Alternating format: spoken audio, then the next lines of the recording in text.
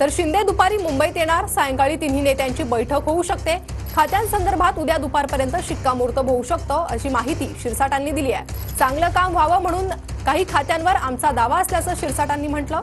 शिंदे दाढीवरून हात फिरवतात तेव्हा काहीतरी घडतं असंही वक्तव्य संजय शिरसाट यांनी केलं आहे। आज संध्याकाळी काय महत्त्वाच्या घडामोडी घडणार आहेत असं वाटतं तुम्हाला? चर्चा होईल महायुतीच्या नेत्यांची सगळ्यांची एकत्र मिळून खातेवाटपासंदर्भात? माझ्या माहितीप्रमाणे आज ह्या वरिष्ठ नेत्यांची बैठक होण्याची शक्यता आहे, कारण की ज्या गतीने आता ह्या सगळ्या घडामोडी घडत आहेत त्यांची एक स्वतंत्र बैठक होईल। या बैठकीमध्ये अत्यंत महत्त्वपूर्ण निर्णय घेतले जातील आणि पुढची रणनीती कशी असेल यावर सुद्धा सखोलपणे चर्चा होईल।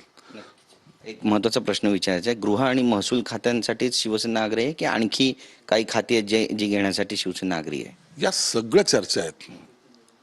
या चर्चेचा शेवट ह्या तिन्ही नेत्याच्या बैठकीनंतरच होईल। कधी होईल ही बैठक? आज रात्री होण्याची शक्यता नाकारता येत नाही, म्हणून आज रात्री किंवा जास्तीत जास्त उद्या सकाळपर्यंत ही बैठक होईल आणि त्यावर निर्णय होतील। पण संजय राऊत यांनी पुन्हा एकदा टीका केली आहे आणि ते म्हणतायत की मुख्यमंत्र्यांना जास्त त्रास देऊ नका, त्यांची प्रकृती ठीक नाहीये, त्या ठिकाणी त्यांना त्रास देणं बरोबर नाहीये। उपरोधिक टोला लगावलाय त्यांनी। संजय राऊतने जे काही उपरोधिक टोला लगावलाय त्याचे कारण आम्हाला माहिती आहेत। त्याने केलेल्या जादूटोण्यावरच आम्ही उतारा करायला दरेगावला गेलो होतो आणि त्यांना चांगल्या प्रकारे माहिती आहे बंगालच्या जादूगाराची सुद्धा जादू आमच्यावर चालली नाही। आम्ही आमच्या पद्धतीने मजबूतीने राहिलो।